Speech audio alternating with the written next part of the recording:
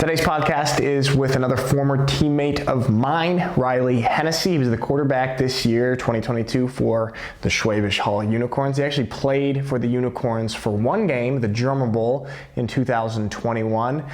Came up after we had an injury, and he came as an emergency player to join us for that one game and decided to come back this next year for a full season with us. Before that, he won the Italian championship with the Parma Panthers.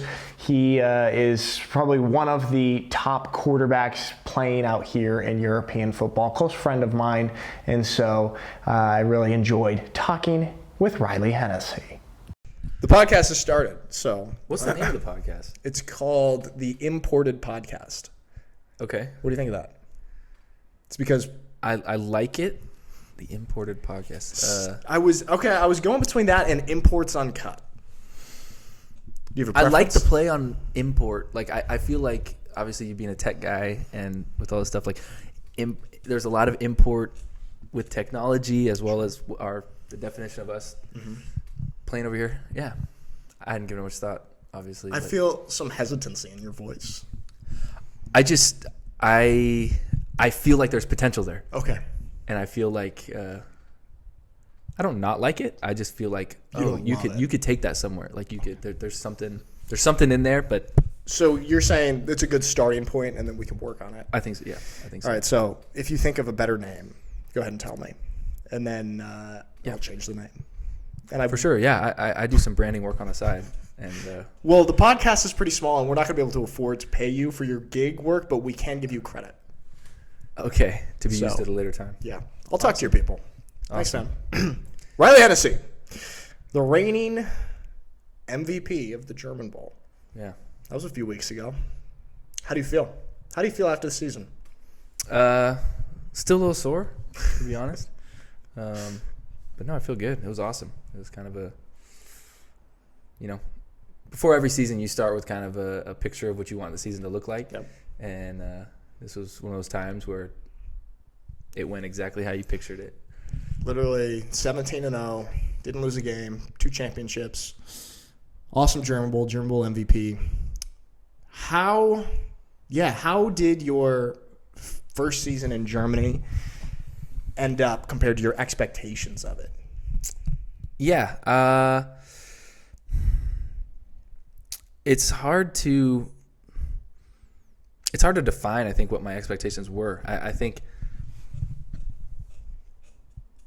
I think it certainly met all my expectations, and then I would say the places that it exceeded had nothing to do with football. Yeah. The places that the expectations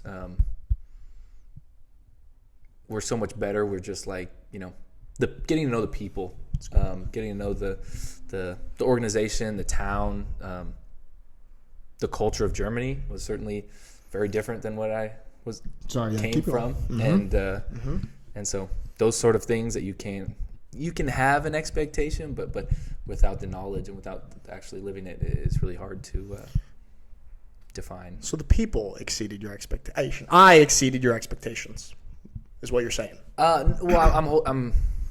It's certainly a subjective list. But I'm on it. Near the top. You're involved. No, we can edit this part out. Perfect. Okay. No. Yeah, absolutely. The fun aspect of Schwäbisch Hall and the Unicorns was the group that we had, and we had such a good group. Yeah, it's really especially of English native speakers. Yeah. Which is what we are. We are, and some of us, that's all we are.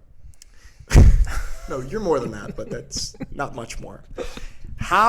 So for those of the people who don't know, you first came out here in what, 2019? 19, spring. And you were playing for the Parma Panthers in the Italian Football League. You won the Italian Football League championship in 2021. Won, yeah. Right. What was your guys' record that year? We were 10-0. 10-0, okay. Yeah. 10-0, and like the Seamen, the Milano Seamen for that time were really reigning champs, winning year in, year out. They're the team in Italy. You came in, sort of knocked them off. How did that feel? Talk a little bit about that season in Parma. Yeah, I mean, Parma had some success from about 2010 to 2014, and then Milano came in and really took it over and ran the league for a good 5 to 6 years. And the funny thing is, in 2019, I didn't get to play in the game, but we actually beat the Seamen. Really? Yeah, with the backup quarterback, and went into Milan, and then came out with a 22-19 victory. And so ever since I was on the sideline, we never lost to the Seamen, which is shout out to my boy Luke. I love you, man, but it's something I'm very proud of, and all the credit goes to them because of they're such a I hold them to a very high esteem, and so that's something that I am proud of. But yeah, coming in 2021, obviously was there in 19, only played in half the games. Why is that? You had a finger? I broke my finger. Yeah, okay. I got a good old football finger now, and yeah, twins. And then obviously 2020, the world caught on fire, and came back in 2021. Kind of felt there was unfinished business, and started the season off with a win over Milano, and so that was kind of we're kind of like, oh shoot, can we do this? And then the way the season worked out, there's only 7 teams in the league in 21, so we played everybody once, and then they did like a clock schedule where we were the number 1 seed at that point, so we played 2 and 7, and then everybody 2 played 1 and 3, so put them in a tough position being the 2 seed, having a much harder schedule. But so we had to play them again before the playoffs, able to beat them again. All 3, we played them 3 times, and all 3 came down to game-winning drives. It's so hard to beat a team 3 times in 1 year. Certainly, really hard. Certainly, let alone twice, 3 times. It was. Everybody. You look across the field, and it's like you've seen these guys 2 times. You've ran the same plays against them, so you got to get really creative, both on the offense and defensive side of the ball. But yeah, came away with the victory in the end, and kind of capped off the season, and really felt like from a football standpoint, I was kind of closing a chapter. Certainly playing in Italy, and so felt like it was the right time to move my talent somewhere else. It's a big business out here. We're and big talents those are. So then after the Italian league, after the Italian season, you guys won the championship. It was huge, big season for Parma. And then because of the way the leagues are scheduled, the German league was still going on. You were still out here in Europe, right? Or were you back home 2021 when you came to play for the Unicorns for the German Bowl? Yeah, so our season ended July 17th, and as you know, German teams have to solidify their roster by the 31st of July. Yeah. So Coach Newman had hit me up just saying, hey, we don't want to bring you out, but we want to sign you so you're on our roster just in case, really an emergency role. Yeah. And I was like, yeah, sure. I mean, sounds good to me. Yeah.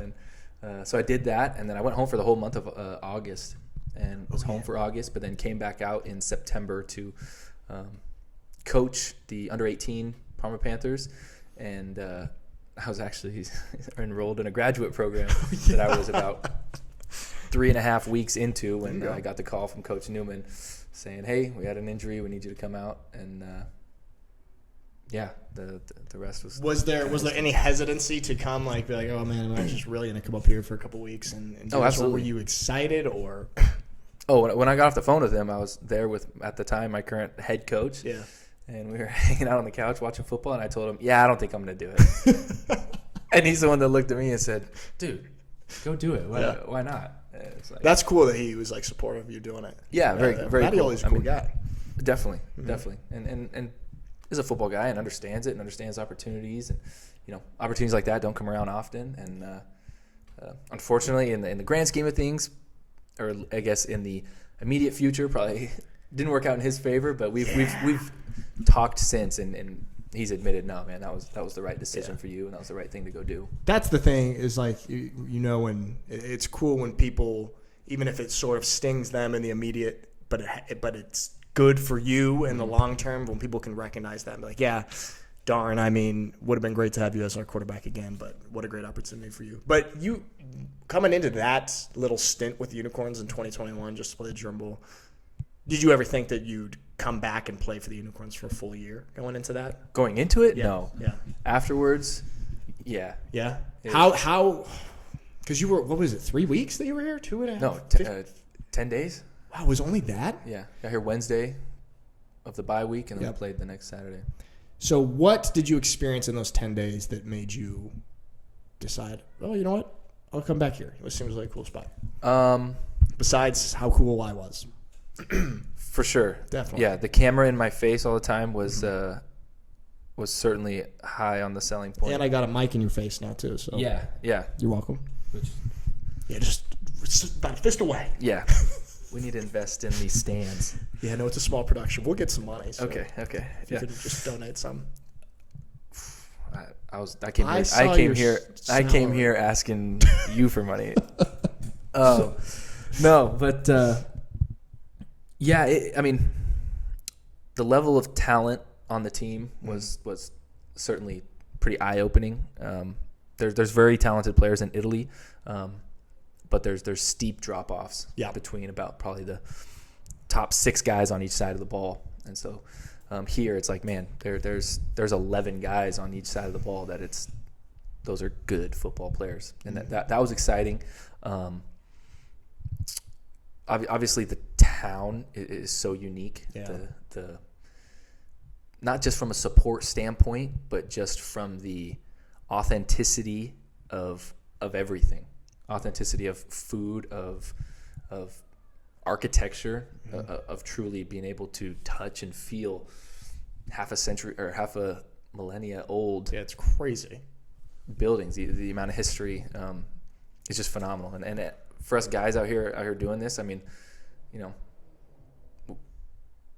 if people don't know, we get paid, but we get paid enough to live. And so there's got to be life experiences that we're, sacrificing, really starting our lives in order to come out here and do and enjoy. And that's a great point, because this is like, after college, a lot of people, start getting their foot in the door in the business world or whatever, and we are putting that on hold for a humble amount of money, but there has to be some payoff, and I think that there is, and like these experiences and stuff sort of make up for the lack of financial resources. But yeah, that makes a lot of sense. It's good. How then? I mean, you talked a little bit about the talent. How is the GFL playing in Germany different than the Italian Football League? Talent aside, I know we got talented players in both leagues. Germany's probably a bit deeper. But how is the experience different playing in these two countries, two leagues? Besides the language, sorry. Yeah, I mean, certainly a lot more English being spoken in Germany. That's for sure, from top to bottom. I mean, the expectation in Germany seems like across almost every team I've heard of and experienced or been around, the expectation is that the football's done in English, whereas in Italy, the expectation is that just everybody has a helmet and making sure we're all going in the right direction, and making sure that the language that people prefer, or whatever language is going to get them going in the right direction, is the one that is being used. How did it work with the Panthers? Did Mattioli have guys translate for him? Oh, all the time. Really? Yes, and it was always an ongoing joke, because there were, especially once I was in my third year, I understood enough Italian to know, to understand, and so Mattioli would go on let's say a 90-second rant speech or something? Speech, yeah. I mean, almost all of it was important, but as you know, coaches, they get going and they're talking, and then he would turn to the assistant coach who did all the translating, and the translation would be 15 seconds. That's so funny. And it would just be like, yeah, you hit the main points, but there was a lot of emotional aspects, and that comes with the sport of just that's who did the translating? Right. His name most of the time was David Monteresi. He's like the assistant. That's so funny. It's like in the past year, it'd be because German is such a kind of long-winded language. It would be Ziggy would be giving a speech to the team after practice in German, speaking for about 2 minutes, and then he goes, and for you Americans, I just said bring your green jerseys to the game on Saturday. It's just like he's just telling you what you need. Yeah. From that, he's just like. Yeah. None of this applies. That's how I felt this year with our group chats. It's like if it was posted in German, it doesn't apply. Doesn't apply. Me. Yep. Doesn't apply. They're usually pretty good about putting a little English section below if they wanted us. So yeah, then what other differences are there in the Italian league? Like there's some similarities. You practice twice a week, like sort of same time. But is there any glaring differences? A few that I can think of. Practice time. We practice at night because Italians got jobs just like the Germans, and Sure. It's truly a club sport at that level. I would say the playing surfaces. I've seen some In Italy. You've got the haves and you've got the have-nots. I was fortunate enough to play in a city that we had 2 gorgeous fields that we had access to, and but man, you went to some places that. Where did I go? You were Rome. The Rome field. I saw Bruno playing down there in 2017. Yeah. It was mostly dirt. Dirt. Yep, and fortunately I didn't play there, but also unfortunately, I mean, we played on a field that was probably 20-year-old field turf, so it started as the nice soft stuff, but it was just ground down to nothing. Was it kind of like the turf that we played in Helsinki this year, or is it? No, it's like imagine Unicorns practice turf. Yeah, okay, but super 20 years from now. Yeah. And then they lined the field with sawdust because they weren't allowed to paint. And so, yeah. Really? Yeah. And then the best part was after the game, a guy's going around with like a little vacuum, just vacuuming it all up. Oh, my gosh. That was one of those, where am I? Those moments that we have like playing football in Europe, because I mean, for people who don't know, obviously this is not the NFL. Yeah. It is a unique experience. There's good football out here in Europe, and like we're playing in some of the best competition, but there are some of those moments where you just, what am I doing? Where am I? Yeah. Mitch and I talked about that. He had one of those moments this year when he had family visiting, and it was at one of our not so impressive away games, and they flew all the way from the States to watch this. Like, what are you doing out here, man? Yeah. What are you doing out here? Yeah. But your parents support you, right? Yeah. Yeah. No, my parents are awesome. They do a really good job. Both of them came out twice this year. Yeah.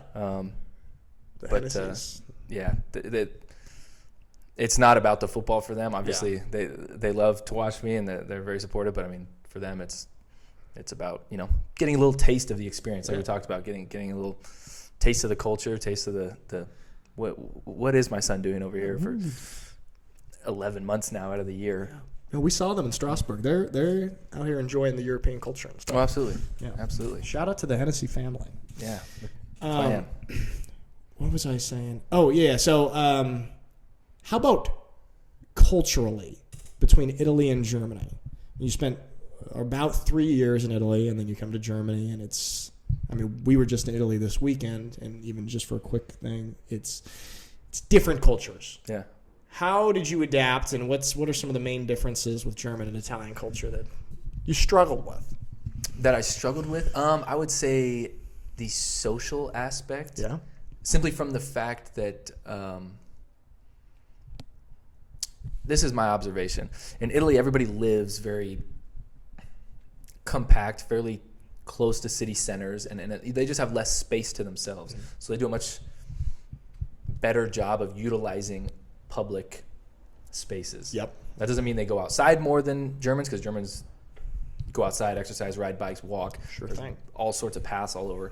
But Italians, I mean, they have to utilize that merely from a spatial freedom aspect. Yeah.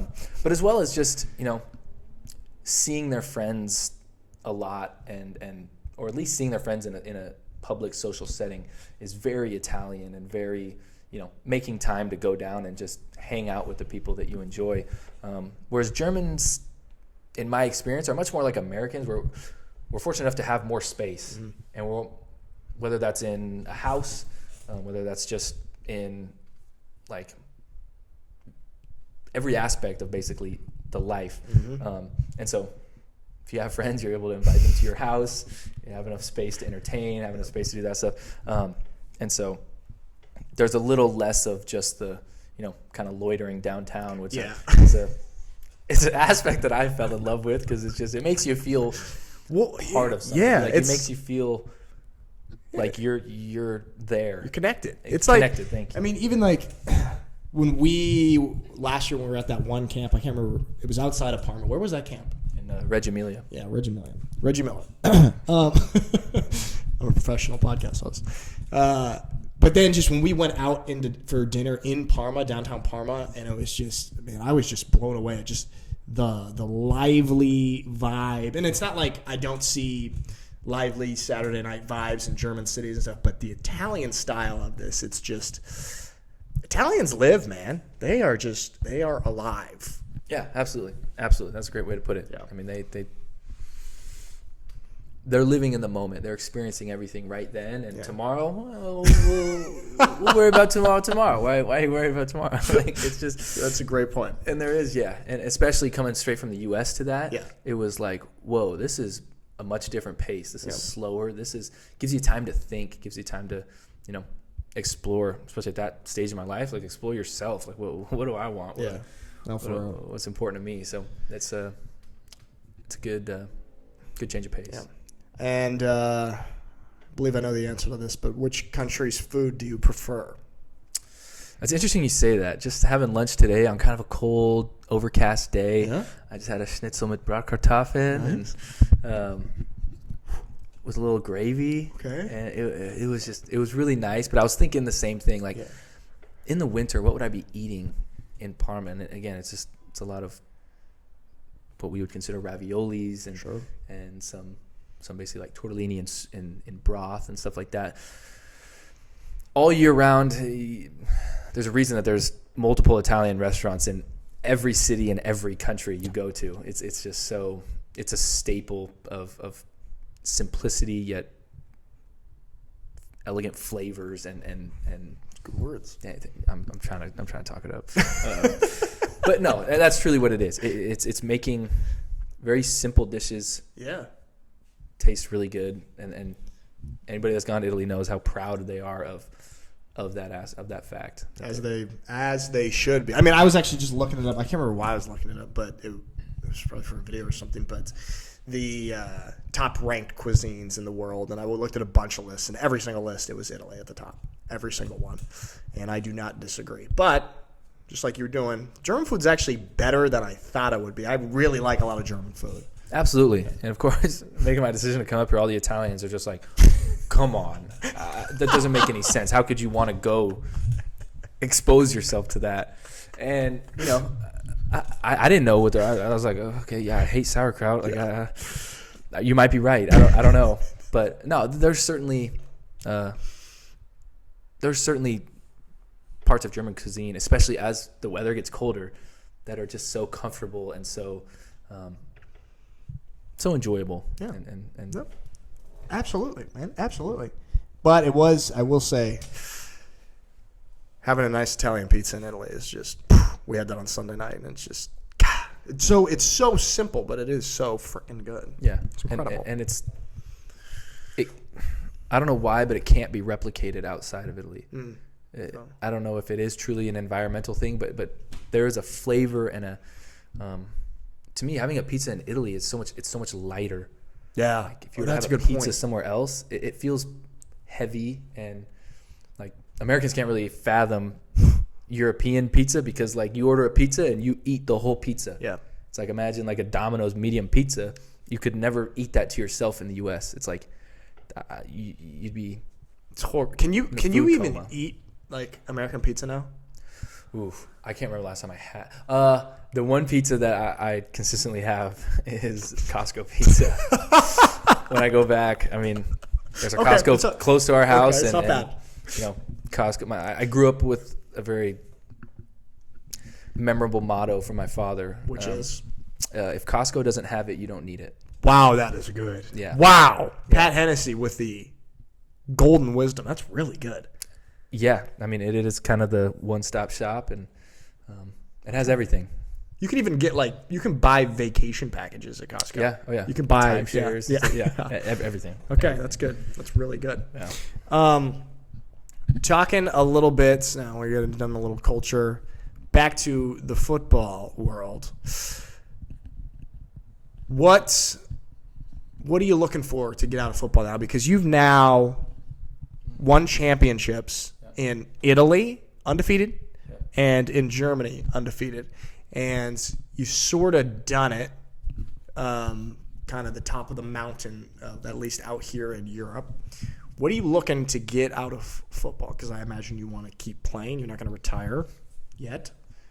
What do you want, man? Well, it's funny you say that. I'm actually using this opportunity to come on your podcast to announce my retirement. No, I'm kidding. That's going to be so good for views.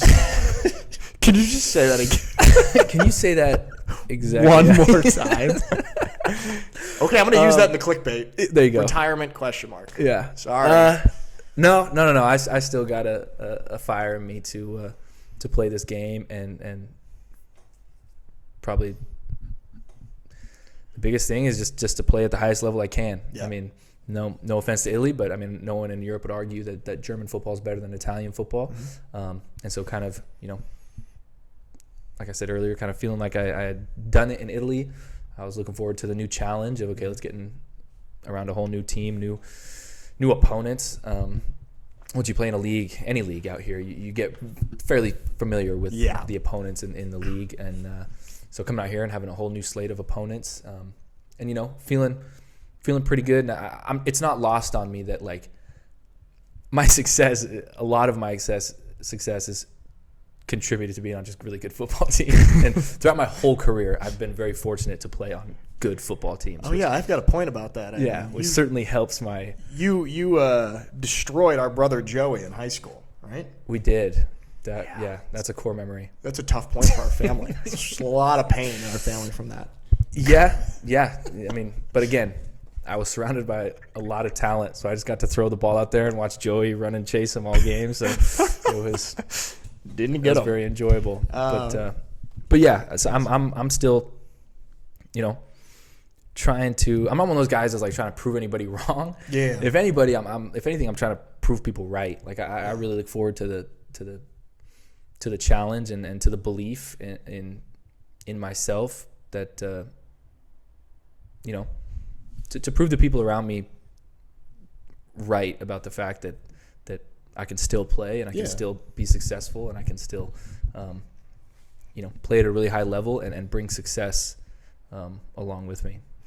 Do you feel now that because you were just hinting like a little bit, there's really high expectations for you now, kind of. I mean, you sort of dominated 2 leagues. You had some help, especially. I mean, your inside linebacker this year was like really good.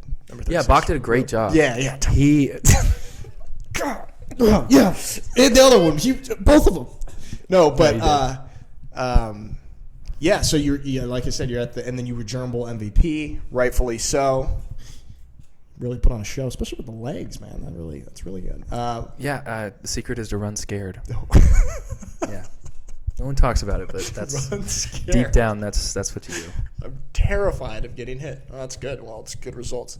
But do you feel like there's a pressure now? Because, I mean, I'm pretty tapped into like the social media of the European football world, and I would say you're probably one of the most coveted signings in the European football world right now. I mean, I know there's a lot of teams want to get after you. Do you feel a pressure from that, or is it something you relish in? Maybe a combination of both. I think it goes back to the same thing. Like I'm not trying to prove anybody wrong. Yeah. I think that it's not. I'm very proud of the work that I've done, and then the product I've put on the field. Yeah. And with the continued want to play this game and to play at a high level, I look forward to the challenge and to use another sport analogy, to step up to the plate. There it is. Which might be lost on a lot of our European viewers. Yeah, but not going to have any idea. Yeah, it's baseball. It's baseball. But to embrace a new challenge and to feel like that I've kind of found a success algorithm individually, to put myself in the best position to be successful, or at least to put whatever team I'm on in as many successful situations as possible. Now, the best thing about football, it takes so much more than just one guy on the field. But yeah, I'm excited about the future. I don't know what it's going to hold yet, but that's kind of my my mindset going forward here is like wanting to prove someone right, wanting to prove that I can do this, kind of to embrace the pressure, to put in the work, and to have the eyes on you, and being able to perform with all that is I don't know, is the thing that gets me fired up, and I'm excited to continue to do. You do get pretty fired up. You're like you're pretty mellow guy off the field, but then you get pretty fired up on the field. Whether it's you like breaking 2 tackles in the red zone to get the go-ahead touchdown against Paris, pretty fired up there. Some pretty cool photos, or even something that you do. And for the people who don't understand, like the quarterback needs to be the leader of the football team. You do a good job of kind of, I don't want to say chewing out, but getting after your own teammates when necessary. If a receiver runs the wrong route or doesn't put in the proper effort or something, you put a little pressure on them in a way. How do you find the balance of doing that? Because you don't do it all the time. There's certain moments where, oh, there's Reilly's going. But where do you find the balance of that? Or does it just, when you get pissed off, you yell at your teammate? I'm Italian. I'm emotional. But no, I try to start every season with a conversation, especially with the skill groups on a team that I'm on, and tell them, look, we're all going to mess up, and I'm certainly going to mess up, but we're all agreeing to pursue a standard of play that is going to put us in as many positions to be successful as possible. And when that standard isn't being met, especially isn't being met consistently, like I said, we're going to make mistakes. One mistake doesn't cause a reaction from me. But it's when we are continually not playing at the standard that we're capable of. I tell them I'm going to freak out, or I'm going to say something. I'm going to raise my voice. But I'm telling you right now, I'm going to forget about it 3 seconds later. And if the very next play you're the open guy, you're getting the ball. There's no personal vendettas. There's nothing like that. It's just me reminding myself that we've agreed to a standard and we're not living up to it. And that's I like that. Kind of how I handle it. It's one of the cool things about football is, because I have my moments on the field as well. Where I don't know if you saw me this year, but I would say I freak out on the field, and I've gotten in to riffs with guys that I love, Ale or something, like being like. You had one this year. You hit somebody or something. The offense was kind of like, "Hey, whoa," and it's one of those instances where it's like you need it. As long as nothing serious happened on that play, right? Then it's okay. But it is. And I think you and me even had a couple. We did. We did. And I can't remember what that was. You know why it was? I can tell you why. It was absolutely. Wait, what was it? It was. You guys were running hurry up. That's what it was. That's what it was. That's and exactly our defense, we were installing something. I was like, Reilly, hold on a fucking second. We're trying to get the defense in. And you ran it, and then you guys were driving on us. And I can't remember what I yelled something. But that's what I was saying is that's the cool thing about football is you can have these moments where there's a lot of aggression and emotion. Then the second the play's over and you step off the field, you're absolutely cool with the guys. It's right when you cross the sideline. It's totally cool, all love, and these moments help the team get better. Yeah, absolutely. I think that's a very important. Now, I don't think that happens everywhere. True. I think that's an important dynamic to have on a successful, selfless team, which the result always follows teams like that. It's safe to say that that's what we just had this last season. Yep. Was a team that no one's going to take stuff personally. Everybody understands that it's always coming from a place of community and everybody working for the same goal. Yeah. Right? Now, it doesn't always come off that way, right? But but that's okay. And not everything in life is said perfectly or said as it should be, but that's the other thing, kind of getting back to my reactions to stuff. You do have to know who you're talking to. Right. That's a good point. I ran into that this year saying something to someone, and it didn't get the reaction that I wanted. And not that what I wanted was the right thing, but it's just everybody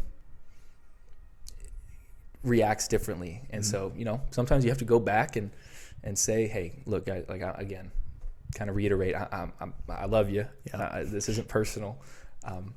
I'm just, and there were certain times that I'm wrong. There are times that I'm wrong. I'll jump out. Ali and I were talking about the other day. I jumped on him for something, and then we go back and watch the film, and I'm wrong. I see stuff out of the corner of my eye. Sorry, and that's it's on just me, like, man. for sure, for sure. And that's a character flaw of mine that I'm still working through, and getting into your character flaws. I've got a list. Bring them on.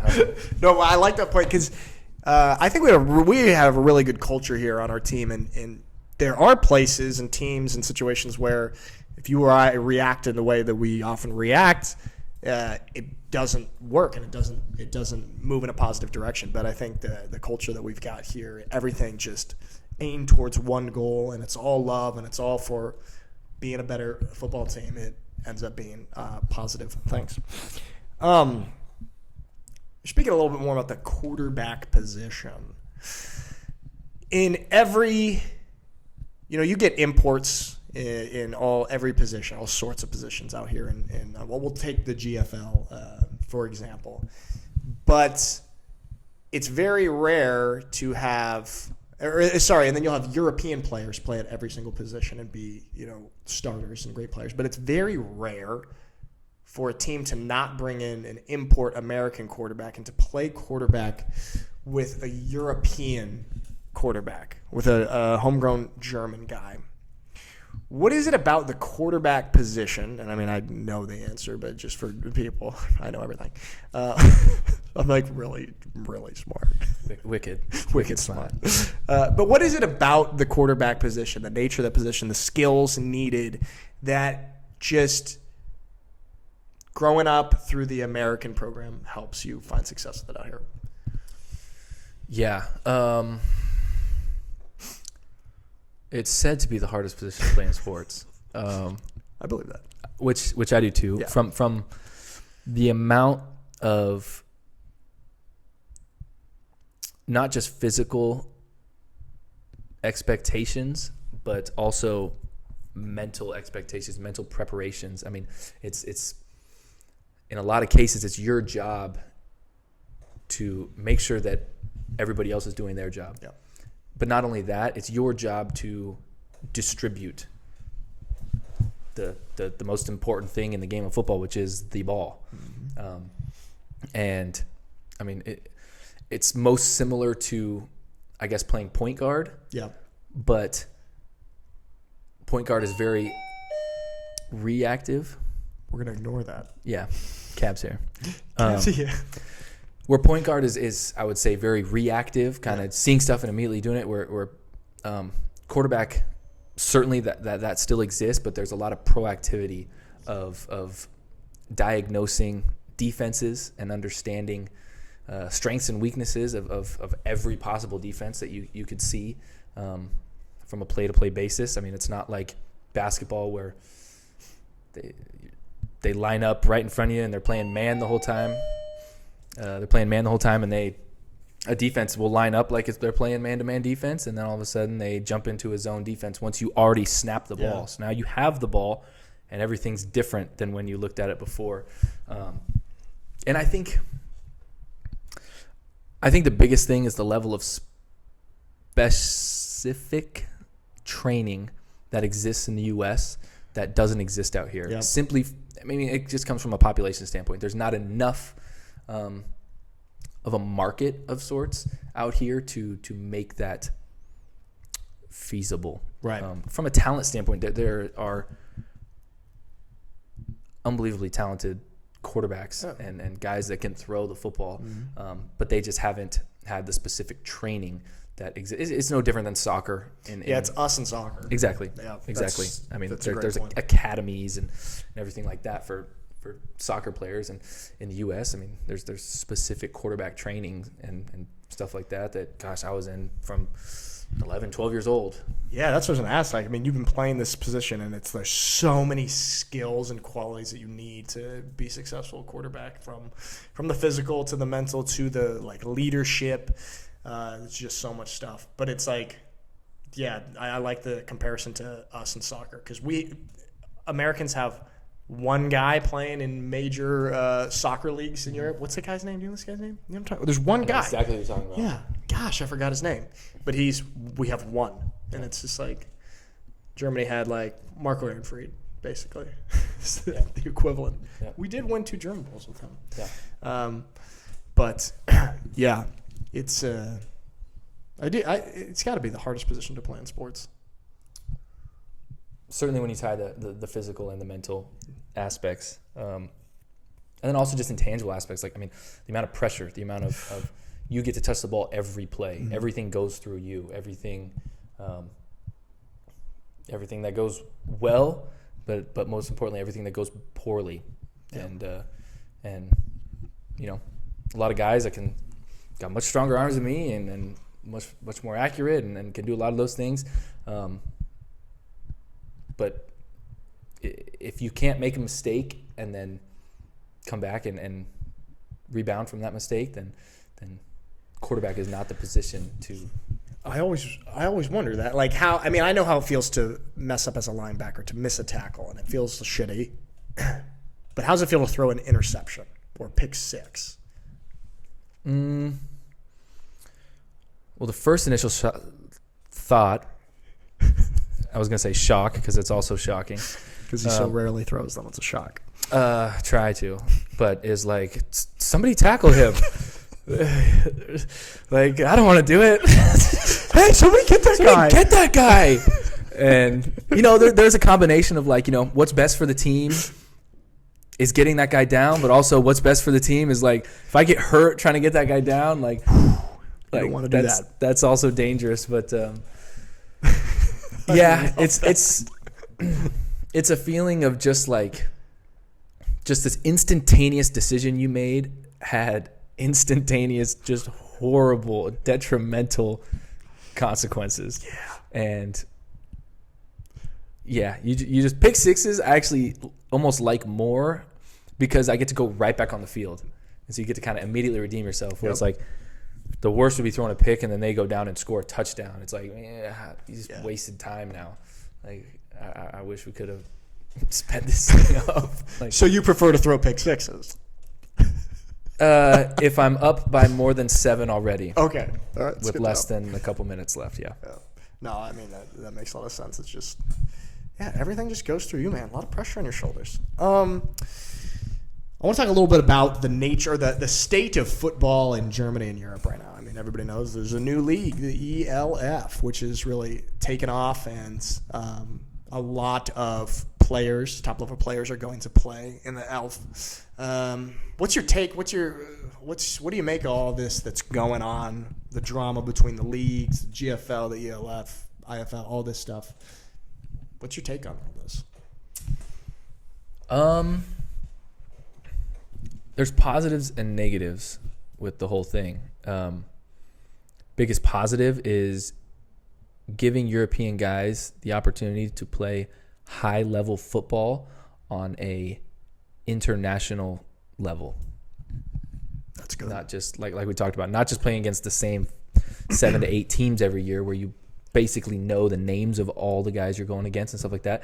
I don't know why, but I love the anonymity of not knowing who I'm going against. I don't want to know who you are, no offense, but like I love going up against just, you know, faceless opponents, and you know, I'm going to prepare all week to go against you. You prepare all week to go against me, and let's see who figured it out the best and can put it on the field on game day. So I think it's doing a good job of pushing the standard of play throughout the league. Negatively, obviously, reduces the standard of the places that the players leave. Right. But again, I don't think that's the ELF's fault for providing a more intriguing possibility and football experience.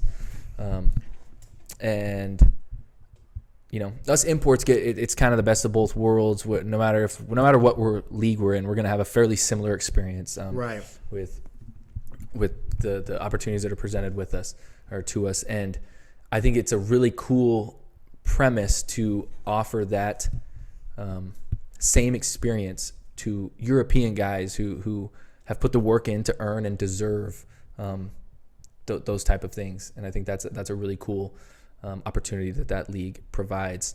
And unfortunately, it's to some leagues, no fault of their own that they take a hit. To other leagues, it's kind of your fault. It's like, man, it's going to be user error. Yeah, exactly. It's like say. If you're unwilling to compete in a market, then you're not deserving of the success. And so that is, you're not willing to put the work in. Like, that is a very good point. I mean, it's been even like I've now played in the GFL for a long time, and just for example, in 2019 we had 20,000 people at the German Bowl. 2020 was off, and then 2021 there was 14,000. A lot of that was hindered by COVID stuff, they say, and then this year we had 9,600.